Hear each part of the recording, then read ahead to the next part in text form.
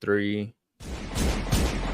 Roundtable Sports Network brings you NFL divisional debate coverage on a weekly basis from your favorite content creators across YouTube, featuring the AFC East Roundtable live Monday and Wednesday evenings, the AFC South Roundtable live Tuesdays at 7 p.m. EST, the NFC South Roundtable live Tuesdays at 7 p.m. EST, the NFC West Roundtable live Tuesdays at 9 p.m. EST, the AFC West Roundtable live Tuesdays at 9 p.m. EST, the NFC North Roundtable live Wednesdays at 6 p.m. EST, the AFC North Roundtable live Wednesdays at 6 p.m. EST, the NFC East Roundtable live Thursdays at 6 p.m. EST. Roundtable Sports, real coverage from real fans.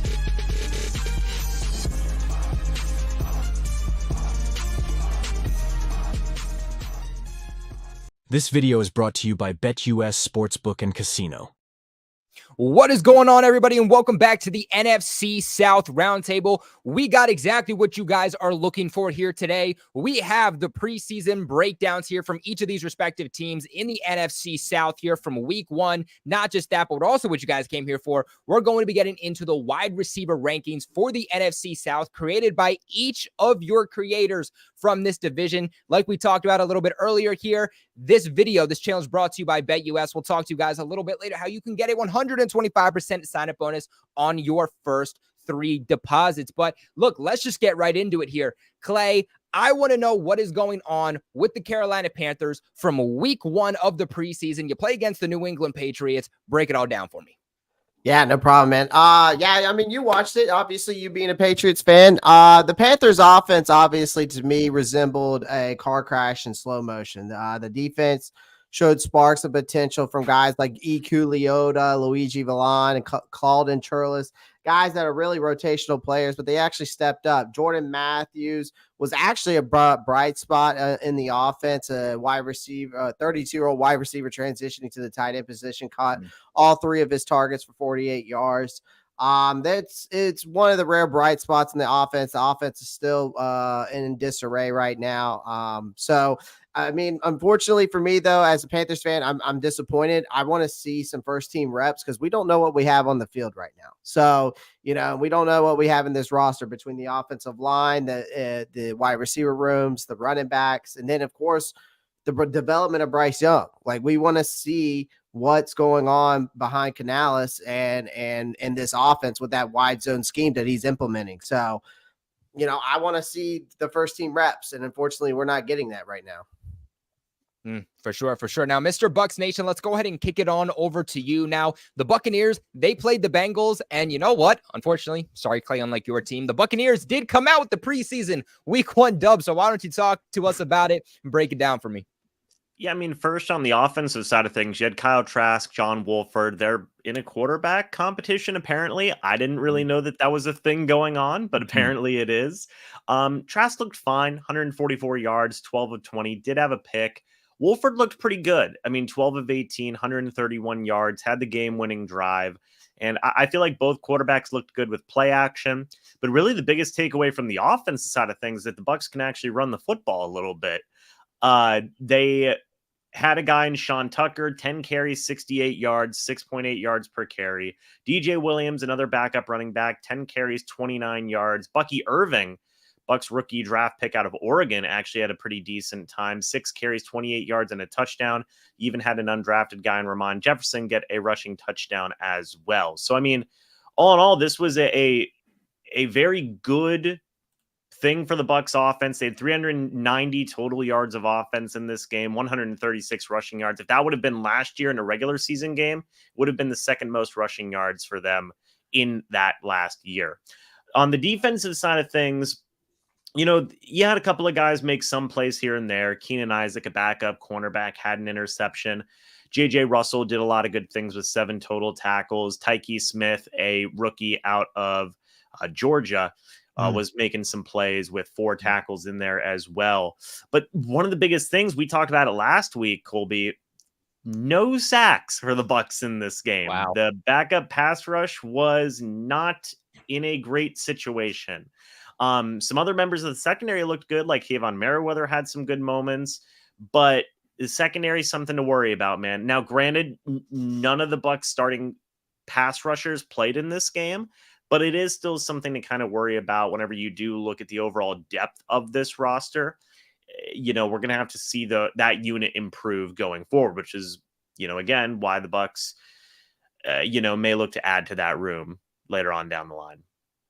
For sure. Now, before we kick it on to these last two teams in the NFC South for their week 1 breakdowns of the preseason, we got to give a massive shout out to the sponsors of not just this video, but this channel all football season long. We're talking about the best damn sports book on the platform over at BetUS. Now, for those who don't know about BetUS, let me tell you about this exclusive limited time offer that they're giving you guys right now. Link in the description box below, pin in the comment section below. You guys can get a 125% sign up bonus up to $2,000, not just on your first deposit, but on your first 3 deposits. And for those of you who aren't exactly sure how a 125% sign up bonus works, let me break it down for you. Let's say you put in $100, that turns into $225 for you to play with. The more money you put in, obviously, the more money you're ultimately going to get out of that 125% sign-up bonus. Now, BetUS, they also have the fastest payouts in the industry. They have a 200% crypto deposit bonus, the fastest and easiest deposit and withdrawal process in the industry, 24/7 personalized service, 365 days a year, live wagering on all major games, best betting variety in the business. You guys can also get a 10% back on your net losses 2 times a year. Guys, BetUS, they're looking out for you. Did you guys also know that BetUS can give you your very own personalized account manager? BetUS is doing things that I promise you no other sportsbook is doing on the platform. And if you guys go ahead and look at it here, obviously, we're talking about the NFC South. By the way, look here. These are all the different things you can bet on. The fact that you can bet on politics, absolutely insane. But we're talking about the NFC South. And I'm sure a lot of you guys, you probably want to bet on the NFC South too. So this is your current projection for the NFC South winners, with the Atlanta Falcons being in first place, Tampa Bay Buccaneers being in second, Saints in third, and the Carolina Panthers in fourth, being the least favorite. If you think that your team is going to win, go ahead, double down, and place your bets over at BetUS. Michael Vick at BetUS.com. Catch an incredible 125% sign-up bonus on your first 3 deposits, plus 10% gambler's insurance. BetUS, my online sportsbook and casino. All right, Timothy, let's go ahead. Let's kick it over to you. Tell me your takeaways and everything that happened in the week 1 of the preseason for the Saints. Well, I like what I saw from the backup quarterback position. Both Jake Haener and Spencer Rattler had really good outings. You had a 58-yard pass by Jake Haener to A.T. Perry that kind of stood out on his behalf. And also Spencer Rattler, start of the second half, he got into the game, drove right down the field and rushed it in for a touchdown. Really started off on a strong note. Also, the end of the game, facilitating that game-winning drive to set up the go-ahead field goal. So I like what I saw out of those 2 quarterbacks there. As far as the running game, I like what I saw out of James Robinson, the running back. He ran pretty hard, really good pad level there. Was kind of concerned a little bit about Jordan Mims as well as Jamal Williams. I'm wondering right now, how does Jamal Williams fit this offense? He seems like the type of running back that kind of thrives when your offensive line is impeccable. That's the reason why he led the NFL in rushing touchdowns in Detroit, because Detroit has a top 5 offensive line. So that's a tad bit concerning. The offense, the first team offense, didn't get off to a great start. Derek Carr, 2 of 6 for 12 yards, not what you want to see from the starting quarterback. I understand that a lot of the things that happened in the game as far as offense, it was very, very simplistic. But if you can't run a simplistic offense, I mean, come on, man, when you start to put those new nuances into it, how is that going to look? The offensive line, Trevor Penning, the former first-round pick, still looking like he did his rookie season. He's in his 3rd year. He's getting pushed on the ground, getting shoved. Not what you want to see. As far as the defensive side of football, like what I've seen from the starting defensive line, Carl Granderson, Nate Shepard, Chase Young, getting pressure. And also, be on the lookout. A 2nd-year guy, Brian Brzee out of Clemson. I mean, he really flashed in this game. And he also was one of those players that that really stood out in college. He can play on the outside as well as the inside. And also you had Cam Jordan playing on the inside a little bit. So that may be something that the Saints may add to have three pass rushers. I'm talking Granderson, Jordan, and Young on the field at the same time. The secondary looked pretty good. You know, Kool-Aid McKinstry had some ups and downs. He's the Saints second round pick, but you can tell this guy is going to be something special when he figures it all out. I like what I saw out of the defense. That gives you a lot of optimism as a Saints fan. That offensive line, tad bit concerning, but I like what I saw out of the rookie Tallahassee Fuaga. He looks like he is as advertised, and he's going to be an anchor for that offensive line. If we can get someone on the opposite side of him, that'll be a dangerous offensive line. Very classic 2009-ish from the New Orleans Saints. Love it. Love it. All right, Berto, let's kick it on over to you. Tell me everything that happened with the Falcons. Whoo, man. Much anticipated debut for the young rook, 8th overall pick, Michael Penix. The young rookie shows some poise and confidence in the pocket. His first pass completed up the middle to 6th round pick, Casey Washington out of Illinois. But Michael Penix finished the night early, went 9 for 16 for 104 yards, gave way to Taylor Heineke, and I don't know why. Taylor Heineke should have just stayed in Florida. He was abysmal. Nothing flashy about him. John Paddock, you could say the same about him. So that's the quarterback situation right now. But another rookie just mentioned, Casey Washington, wide receiver in the 6th round, showed some pizzazz, man. I like what I see out of the young rook, 6 foot tall, possession style receiver, strong with the catch. With the catch radius and whatnot. He could have caught a bomb on the sideline there, but Michael Penix overthrew him a little bit. But nonetheless, it was a pretty positive performance out of some of these young players coming out of Atlanta. The running back room, Carlos Washington and Chase McClellan. Chase McClellan drafted in the 7th round out of Alabama. The Falcons have a decent running back room, of course, spearheaded by Bijan Robinson and Tyler Algier. But that 3rd running back spot, some fierce competition. Carlos Washington led the night with the touchdown, but Chase McClellan led the night with the rushing. So it's going to be an intriguing battle there. I give probably the edge to Chase McClellan as he was a draftee, and Carlos Washington probably make him a practice squad candidate. Some stuff that I like from the defense. 5th round pick JD Bertham out of Notre Dame, sideline to sideline linebacker, very vocal, had the green dot that game. Called a decent defense, man. But we're going to get into the stuff that's concerning, and it's the pass rushing unit. Much like Mr. Bucks Nation, how he said the Falcons finished with no sacks. Had decent pressure, but all the pressure came from up front. So guys like Contavious Street and Eddie Goldman, there's an Eddie Goldman sighting. He's not retired. He's well and living in Atlanta, and he made his presence known on Friday night. Some stuff in the secondary. It was the Kevin King, Antonio Hamilton show for these Atlanta Falcons. Kobe, I know you showed some love to Atlanta Falcons secondary as it's very promising. These two guys really showed up and showed out. Kevin King hasn't played in almost 30 months. Had a fumble, had a fumble recovery, and he had an interception. And Antonio Hamilton Sr. played very physical. Both of those players getting the nod. Clark Phillips III, who's fighting for that nickel spot opposite with D. Alford, only played 13 snaps. So not a lot to rave about with Clark Phillips. But the pass rushing, man. Our presumed day one starter, Arnold Ebiketie, played for 3 quarters, and that's a red flag for me as a Falcon fan, probably to most in Falcons Nation as well. Why would a guy like him with that upside play for 3 quarters? Don't know if he's falling out of favor with this coaching staff, but it's something worth monitoring. And with all the pass rushing woes that the Falcons are going through right now, we need to get this fixed before the season starts. For sure. So that was going to be your breakdown from each of these creators for their thoughts on their respective teams from preseason week 1. We'll do the same thing next week too, of course. But now what you guys came for, this is where it starts to get a little bit chippy because we did quarterbacks last week. This week, we're going to be talking about the rankings from each of these creators, their thoughts on the best wide receiver cores in the NFC South. So Clay, let's go ahead and let's start off with you. This is going to be your list. Why don't you go ahead and break that down for me? Is this the QB rankings? Oh, this actually does look like the QB rankings. Let me real quick. We're actually going to go back. We're going to go with Berto here. We're going to start with you. Let's do it real quick. There we go. Mm-hmm.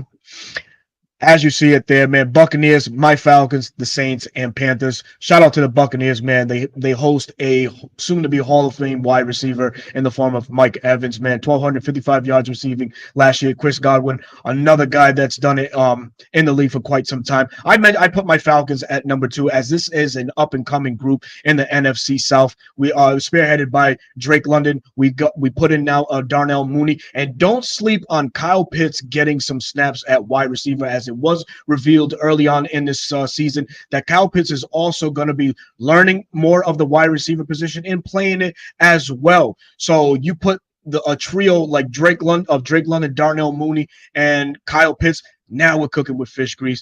Now at number 3, I put the New Orleans Saints. Of course, the only playmaker on that team is Chris Olave, and TJ could probably tell you he'll probably upsell it, but it is what it is, right? I know Rashid, talented young wide receiver. What more can you say, man? That's all that you have there. And Alvin Kamara chipped in with a little bit on the receiving part, but that's really it. And unfortunately, the Carolina Panthers, I put them in last place. Adam Thielen had a resurgence of a year, or not so much. It just is consistent veteran play. Jonathan Mingo really has to step up, and Xavier Legette is all hype for this year. And that's all I can really say about the Carolina Panthers, man. I think they're the least talented of the wide receivers in this division. Ooh, some fire already coming out here from Berto and Clay. I see you shaking your head. You don't seem very happy. You were put in last place. Why don't you give us your thoughts on Berto's kind of breakdown here with the wide receiver core? I mean, I don't understand how you have the Falcons at number 2 when we're just talking about the wide receiver room. We're talking about Drake London. Besides that, who do you got?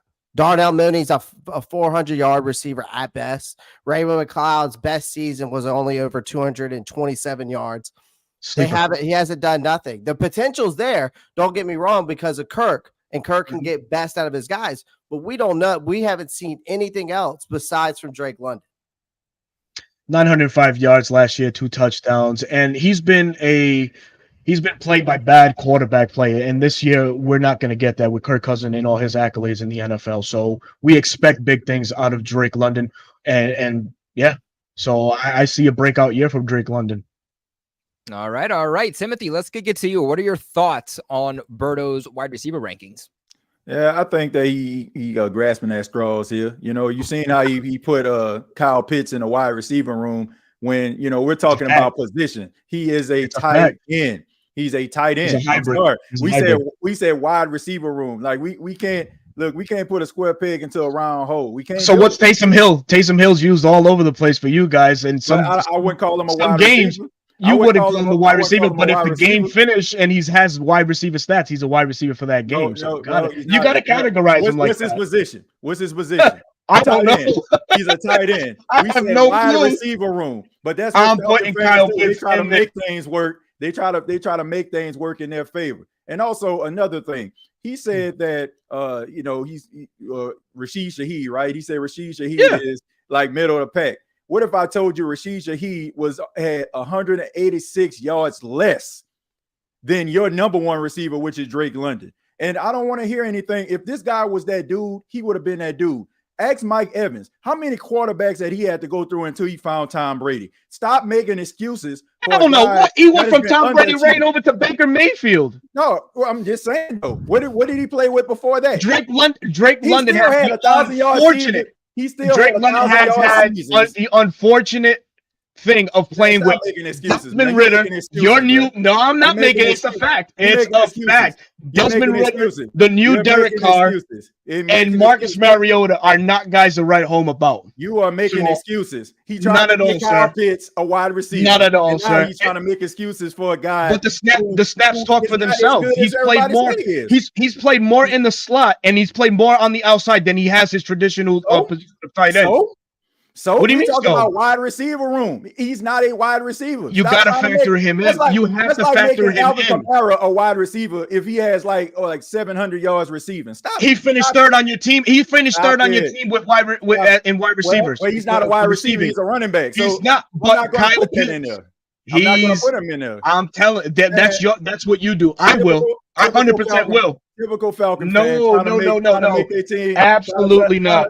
All right, guys, let's go ahead. Deck. Let's kick it on over to Mr. stack Bucks the deck. Nation. Let's get your thoughts. And I mean, look, the Buccaneers are at the top, so I'm sure there isn't necessarily too much hate that you got here. But what are your thoughts on Berto's wide receiver rankings here? I'm feeling great personally. I mean, I mean, this is going great for me. I mean, the Bucks are at number one. I mean, hey, to TJ and Berto's point, man, golly, when Mike Evans first got into the league, his quarterbacks, I'm not joking, were Josh McCown and Mike Glennon. That was tough, man. That was tough. Then he had like 5 years ago. It was a long time ago. And then he had like 5 years of Jameis Winston, a little bit of Ryan Fitzpatrick thrown in there because, you know, why not, I guess. Then you had Tom Brady. So Thank you, buddy. Thank you, buddy.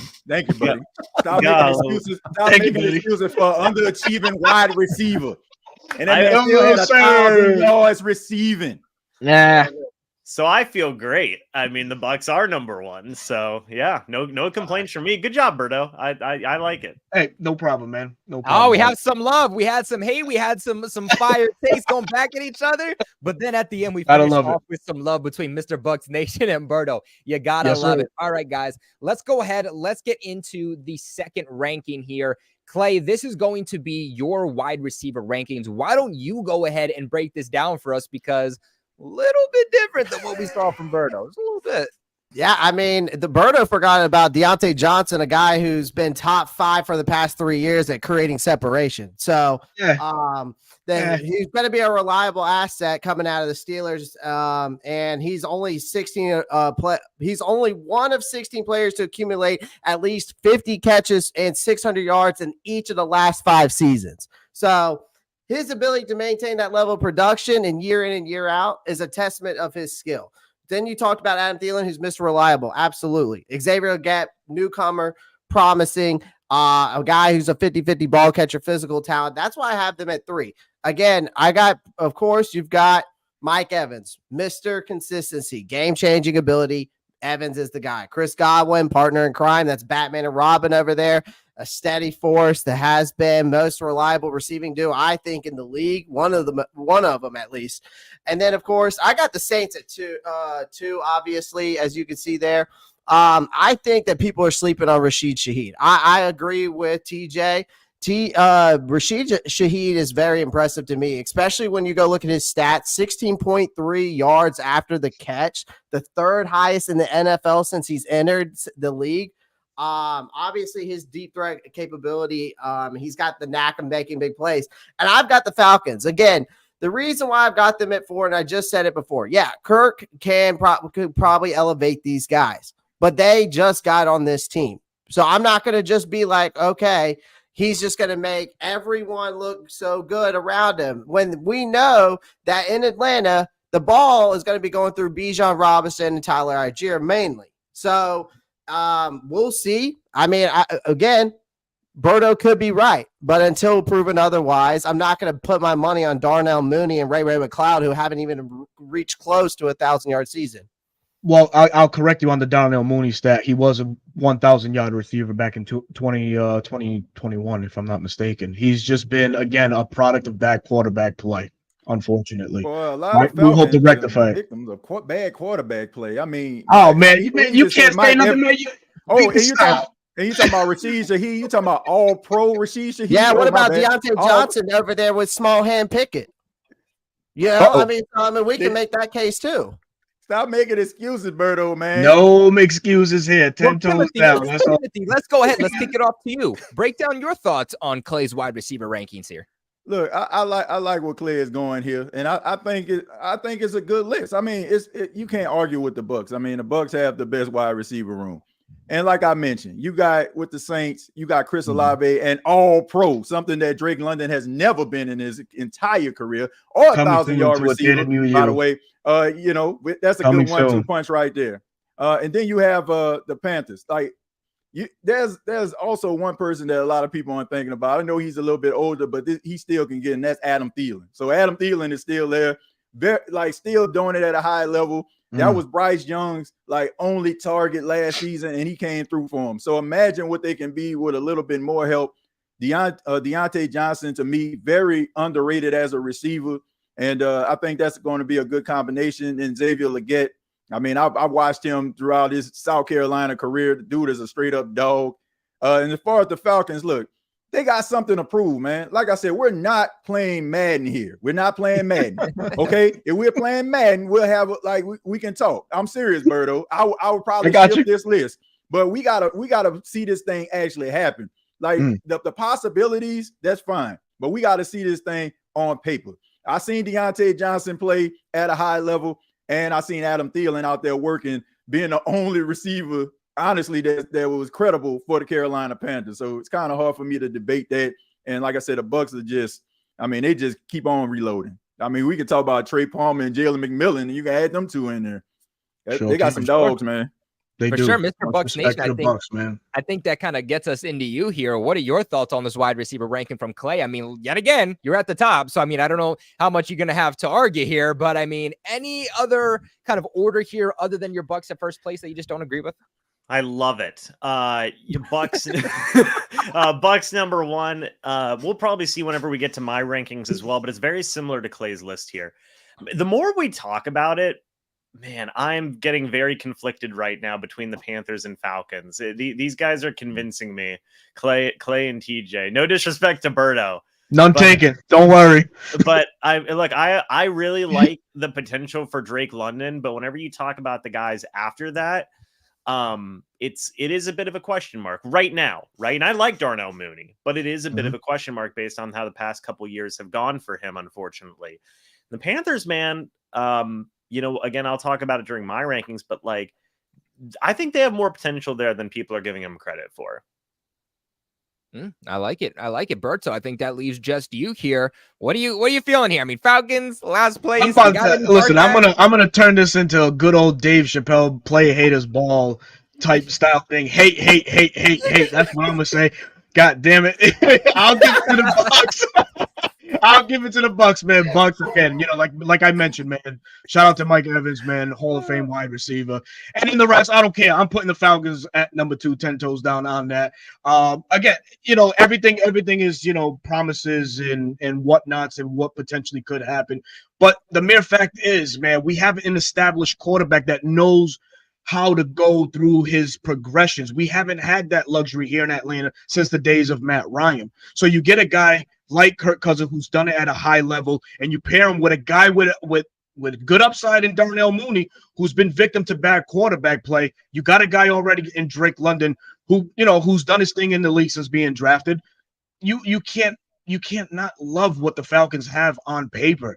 Ray McCloud, of course, you mentioned it, TJ Gott. Yeah, a guy that a lot of people don't talk about, will seldom use it with the 49ers, but this guy adds another element of speed to this wide receiver room that we've been missing. Sure, I talked about Kyle Pitts, and, we can go tit for tat however you want it. You say tight end, you say wide receiver. He's played both, and he has played wide receiver since he's been in here in 2021. He's actually played more snaps at the receiver position than the tight end position. They just label him that, but he's moved around. So there is a lot of potential, and that's what I'm banking on, period. All right. I like it. Now that's going to get us here into our next rankings. And Timothy, this is all you, buddy. Let's break it down. All right. So number one, once again, the Bucs. Hard to argue with that. Number two, I have the New Orleans Saints for the reasons I said. You got Chris Olave, who had Jameis Winston and Derek the Lemon Carr as his quarterbacks, but he still had 1,123 yards and 5 touchdowns. Drake London has yet to produce 1,000-yard season. But number three, you have the Falcons outside of Drake London, and I guess like you're saying that Kyle Pitts is a wide receiver. We say wide receiver room as long as it says tight end. Like if we get this breaking news and Kyle Pitts is officially a wide receiver, I'll say fine. We say wide receiver room. You have a bunch of guys that are basically just some role guys. You got Kyle Korvers and Mike Millers on your team right now. That's what you got. You got a guy that can probably spot up and shoot a three. You know what I'm saying? That's what you got. You know what I'm saying? You got that's a good one. That's a good one. Right there. Supporting cast members right here. Damn it. I give you that one. You got me. Supporting cast members, Berto. You my guy. But supporting cast members right now. All right. And then number 4, a lot of potential over here with the Carolina Panthers. A lot of potential right here. I just collectively, I just need to see it all together. That's the only reason why I got them at number 4. I know what Adam Thielen is. I know what Xavier Legette can give you. And I know what Deontay Johnson is as a wide receiver, man. Dude is a dog. I'm telling you, man. So I only just need to see this thing come together. That's it. You know, that's the only reason why I got him at 4. But that's my list. I got you. I mean, Clay, you just got a little bit of love, probably more love than anybody so far has given you. So I want to kick this off to you. What are your thoughts here on Timothy's rankings? Yeah, I mean, no, I get it. I mean, he's basically saying that he wants to see everything come together between Canales and Bryce Young, right? It comes down to those two obviously developing that chemistry and building this offense the right way. And of course, Bryce building chemistry with of course, Deontay Johnson and of course, another new face, Xavier Legette. And it comes down to that. And obviously, you know, Bryce has to be able to step up, and that's the key right now in his development. Obviously, it's from what Canales said, it's from the ground up, working on his footwork, him stepping into his throws, connecting with the deep ball. 2.7 seconds that's the key for him to get the ball out quicker. So we're hoping that transition with of course, Red Swarm's going to say that. I know who Red Swarm is. So, but you know, it is what it is. Again, until proven otherwise, I get it. I get it. All right, Mr. Bucks Nation. What are your thoughts here? I love it. I mean, it's great. I mean, God damn it. I see that to every ranking that has you at 1, right? Yeah, I mean, yeah. What do you want me to say? The Bucks keep on getting number 1. It's great. I mean, I'm not going to argue with that. They keep on. I mean, all I've been hearing so far for the past 15 minutes has been, well, Mike Evans is a Hall of Fame wide receiver, and Chris Godwin's really good. Yeah, I mean, yeah. Woo, more of that, please. I'm not going to argue with that. So, I mean, no, and you even got McMillan and Palmer in there. This is far and away the strongest room the Bucks have on their entire team, man. Hard to argue. It just makes me all this makes me want to do is can we just not do these rankings anymore after this one? Because you know, why not? Well, I mean, after that, next time, one. All I keep on thinking about is oh God, when we get to the pass rush ones, I'm gonna start crying because we will have come so far down from the pedestal I'm on right now. But but right now I'm feeling great. Love it. All right, Berto, what are your thoughts on this one? Yeah, I mean, my guy TJ, look, man, much respect to you, man. I like the list: Buccaneers, Saints, Falcons, Panthers. But you know, let's flop 2 and 3. I'm gonna stand on that 10 toes down. I like the list, but we gotta flop that. We gotta flop that, man. But yeah, again, Bucks. How many times can we say it? You know what I mean? Mike Evans he's everything. The Panthers, you know, we're waiting on that, you know, to see how Bryce Young maturates in this system now, and if he can get an early connection with Xavier Legette, who's a dog out of South Carolina. We're waiting to see what the expectations of Jonathan Mingo is. I know that he played the other night and posted no stats, and I believe he played. He started, correct? So, you know, that's concerning, you know, for some Panther fans. Maybe he's a former second-round pick. And as far as the Falcons, man, we're just gonna shock people, man. I'll just keep it like that, man. We've been in the dark for a couple years, and it's our time to break out and show out. So I got my wide receiver room at where I ranked them, and I'm gonna stand on that, man. So that is what it is at this point. Respect. And you know what? That gets us into our final rankings here from James, Mr. Bucks Nation. Of course, you have your Buccaneers at the top. You wouldn't want to have it any other way. Why don't you break it down for us? So number 1, I have the Bucks. You know, again, Mike Evans, Hall of Fame wide receiver. You know, he's in the last couple years of his prime now. Chris Godwin, again, would be a number 1 on a good amount of teams in this league. I don't think that's a crazy thing to say. Then you go out, draft Jalen McMillan in round number 3, who's been looking really good in training camp. Hopefully you like to see that go and continue going forward now in this upcoming season. And you even have Trey Palmer last year, who honestly wasn't going to play a ton, but then the injury to Russell Gage happened, former Falcons wide receiver, and Palmer had to play, and he played pretty well. He's a great deep threat. You kind of see that maybe after the future of Evans and maybe Godwin, you have McMillan and Palmer there. So this is far and away the deepest room the Bucs have on their entire roster. So I had them at number 1. Number 2 with the Saints, man. You know what? I had to do a lot of research here on the other teams in the South to get a full, understanding of what their rooms are composed of. And one thing I came away from was number 1, Olave, you could argue, is the second best receiver in the NFC South. Either him or Chris Godwin. He's an absolute beast, right? He's one of the better half wide receivers in this entire league. I was surprised whenever I was doing some research on Rashid Shaheed. He was much better last year than I thought he was. All pro. Was that as a returner, TJ? Yeah, as a returner. Yeah, so you've got versatility there with him. And he offers a lot of potential as a number 2 wide receiver going forward. I think that he can be a legitimate option. Now, as we've been discussing the Falcons and Panthers wide receiver rooms, I've been going back and forth. I did obviously originally put the Falcons, and I'm going to stand with that. The reason being is because I really like Drake London, and he does have a lot of potential and ability as a number 1 wide receiver. That isn't to say that the Falcons don't have guys, or the Panthers don't have guys with potential. I like Xavier Leggett. I like Deontay Johnson coming back. But you just have a little bit more of a proven guy there in Drake London as your number 1, which does matter a good bit to me. Darnell Mooney's going to have to come back and prove a lot, which is going to be interesting. Ray McLeod's going to have to come back and prove that he can do some stuff. And then finally, Johnson's also been a 1,000-yard wide receiver. Just yes. throwing that out there. Well, twice actually. So London's never done that. So to that point, that was something that I was really going back and forth on, Clay, with Deontay Johnson. How's he going to look now? Because a couple years ago, didn't he have a 1,400-yard receiving season or something crazy like that? He had a really good year a couple years ago. Last year was not a great year for Johnson. I want to see him come back and prove. I assume he's going to be the number 1, or it might still be Adam Thielen going forward. Adam Thielen, people forget, dude, he's got 1,000 yards last year. That was definitely an underrated thing for him, but he is getting a little bit older. And that is something that I thought about here in this process of, I think he's what now, Clay, 33, 32? 33 going on 34. So that's tough. That's tough whenever you expect that guy to be your number 2 wide receiver. But that is why you went out and drafted a guy like Xavier Leggett as well. So I was definitely torn on 3 and 4 here for the Falcons and Panthers. I did just give it a very slight nod to the Falcons, but I think you could kind of go either way with that.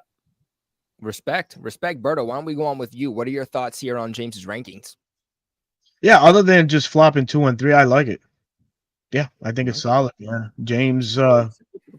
Hey man, look, man, James, you got it this week, man. I was gloating last week as a division winner. You get it this week, so you know the feeling.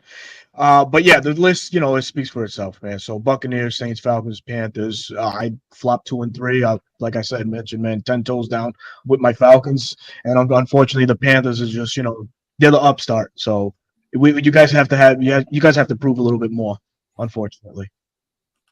Respect. And Timothy, let's get on to you here next. Your Saints are at 2. Nobody's going to beat the Bucs, so you got to feel pretty happy with that ranking, right? Oh yeah, absolutely, man. And, it's funny, Berto say he'd rather flip the list, but what if I told you that Rashid Shaheed had 186 yards less and he still had more receiving touchdowns? You already said that. Woo!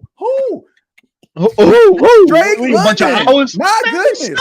Everybody gets a participation award nowadays. So All-Pro Rashid Shaheed can go ahead and get that for being All-Pro returner, if you want to label it that. How many receiving touchdowns did he have? Did he have more than that number 1 receiver in Atlanta? Oh, my bad. Yes, he did. No, you good. But anyway, so state your love facts, the bro. list at number 2. Number 3, I like the Falcons, being in the spot. I can understand why he decided to do this. And number 4, the Panthers, they just have something to prove. But I think that they're going – if we was to do this list in 2025, I feel like it'll probably be a little bit different when it comes to the Panthers. And I think we'll probably have something to say. But as of right now, we just got to see it come together. I like the list. I'll take that a step further, TJ, Colby, before you toss it over to Clay. Go ahead. Like, we could be doing this in mid-season. And maybe things look different. Like I really, Deontay Johnson and Xavier Leggett, man, like those are going to be some interesting dudes. Respect. Clay, let's kick it off to you. What are your thoughts on James's rankings? Still got your Panthers here at 4th. What are you thinking?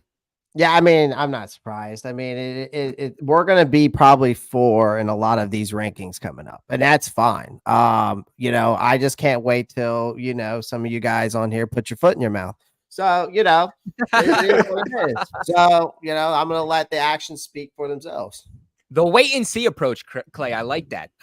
You're optimistic. Might be last place, but you're optimistic, kind of like us Patriots fans. So trust me, I kind of empathize with you guys. But guys, that is going to be your rankings here for the NFC South. Make sure you guys sound off who had it right, who had it wrong. What would you guys do different? We also did quarterbacks last week. So if you guys want to go ahead and check out those, go ahead and check out our last video and check out our last live stream. Also, our first edition here on the NFC South from last week too. Link in the description box below right now for you guys too. Over at Roundtable Sports, we just dropped some new merch, and it's merch that I think you guys are going to really, really like. We have this new presidential merch with the new campaign and all, with new president going to be elected in a few short months here. Nobody really cares, right? Nobody really cares about if it's Trump or if it's this or it's that. All we care about is the Carolina Panthers, the Atlanta Falcons, the New Orleans Saints, the Tampa Bay Buccaneers. I mean, come on. I think we would all rather support a Cousins and Robinson's hat over anything else. Am I right? A Mayfield and Evans hat over anything else. We got Atlanta football. We even got, sweatshirts. We got regular shirts. We got all of the presidential merch. We got all of the merch for your own respective teams. Guys, go ahead and check out these products. Link in the description box below, like I mentioned. And of course, make sure while you guys are at it too, before we log off, you go ahead and you check out BetUS. Like I was mentioning earlier, get your 125% sign-up bonus on your first 3 deposits, all the way up to $2,000, But that is going to end it for today's live stream. We appreciate you guys for watching, and we'll be back next week. Michael Vick at BetUS.com. Catch an incredible 125% sign-up bonus on your first 3 deposits, plus 10% gambler's insurance. BetUS, my online sportsbook and casino.